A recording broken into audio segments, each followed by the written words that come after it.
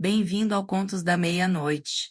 Aqui é a Fran. A partir de agora, o medo não pede licença. Apague as luzes, coloque os fones, feche os olhos e não olhe para trás. A história já começou. Antes de começar nosso relato, deixe aqui nos comentários de onde você está nos ouvindo. A torre não constava em nenhum mapa de Curitiba. Félix Andrade a encontrou numa tarde de novembro saindo de uma reunião que havia terminado mal, caminhando sem destino pelo centro histórico com o tipo de distração furiosa que produz, às vezes, descobertas que o caminho deliberado nunca encontraria.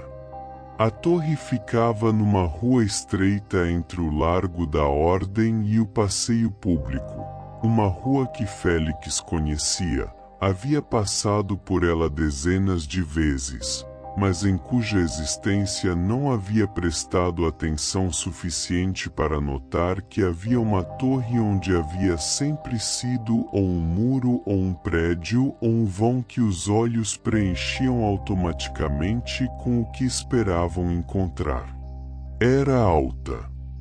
Félix não conseguiu contar os andares da calçada.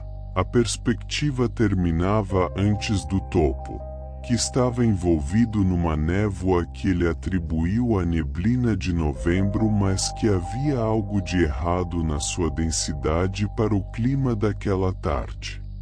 A fachada era de tijolos escuros com janelas estreitas e regulares que subiam até onde a vista alcançava. Havia uma porta aberta no nível da rua, não entrecerrada, aberta de par em par, com uma escada começando imediatamente do lado de dentro. Félix entrou. Não havia razão para entrar que ele pudesse articular depois.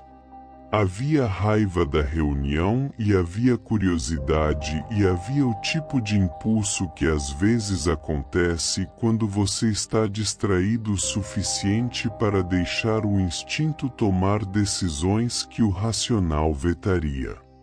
Ele entrou, começou a subir a escada, e percebeu que a escada era de um tipo que ele conhecia de edifícios antigos, degraus de madeira escura, corrimão de ferro forjado, cada lance terminando num patamar com uma janela que deixava entrar a luz da rua.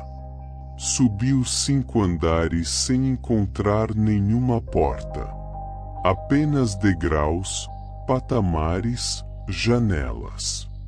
A cada andar a vista da janela era diferente, a rua ficando menor, o Largo da Ordem ficando menor, Curitiba se expandindo no horizonte. No 5º andar ele podia ver, pela janela, o contorno das serras ao sul.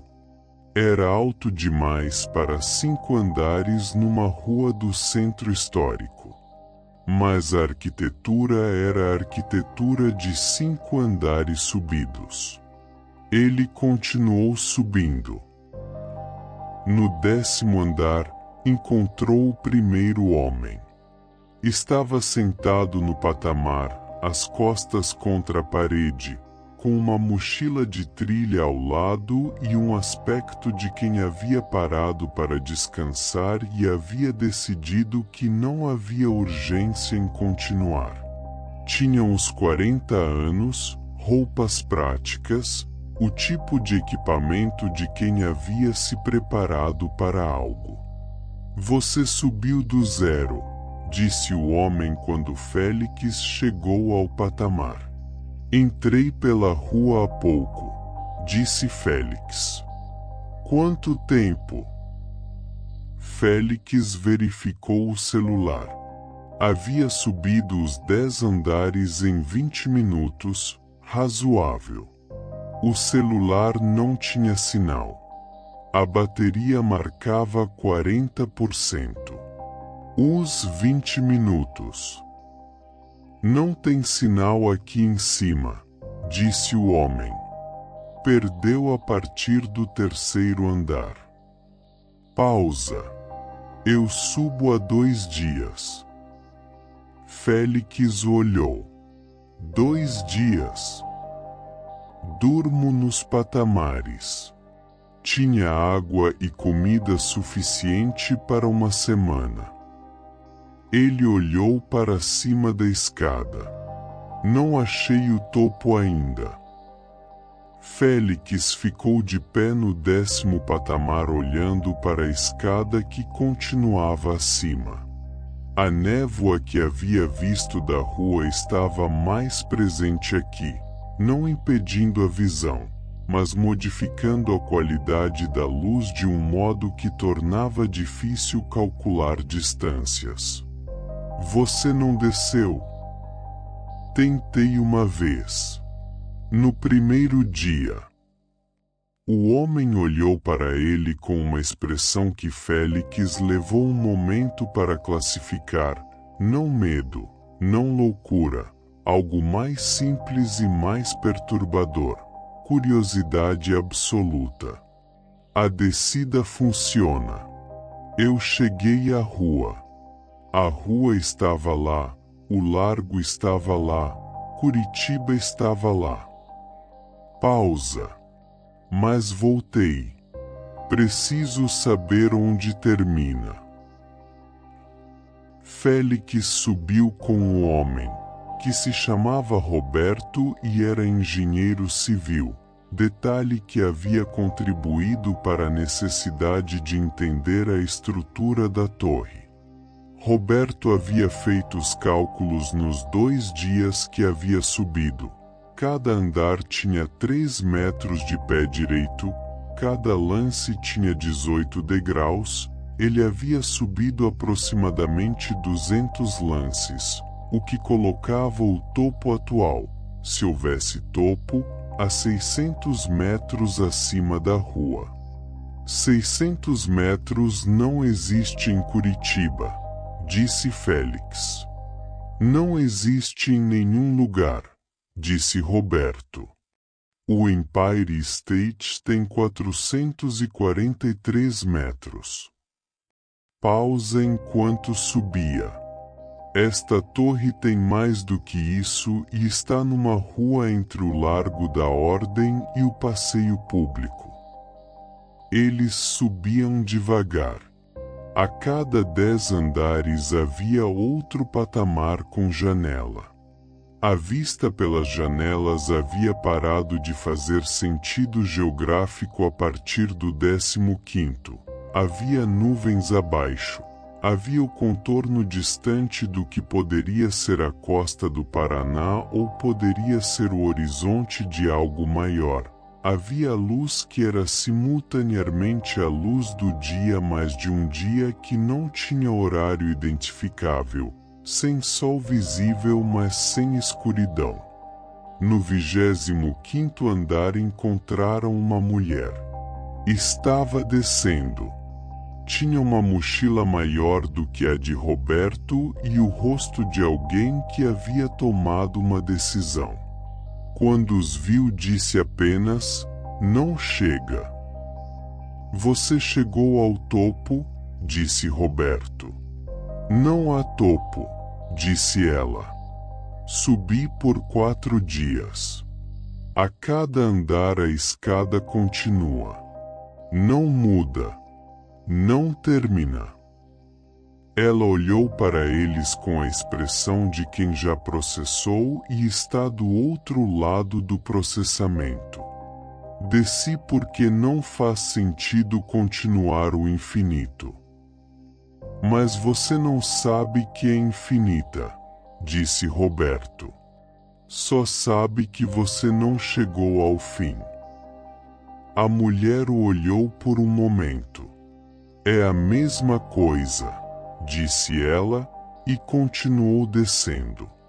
Félix assistiu à descida da mulher e depois olhou para Roberto.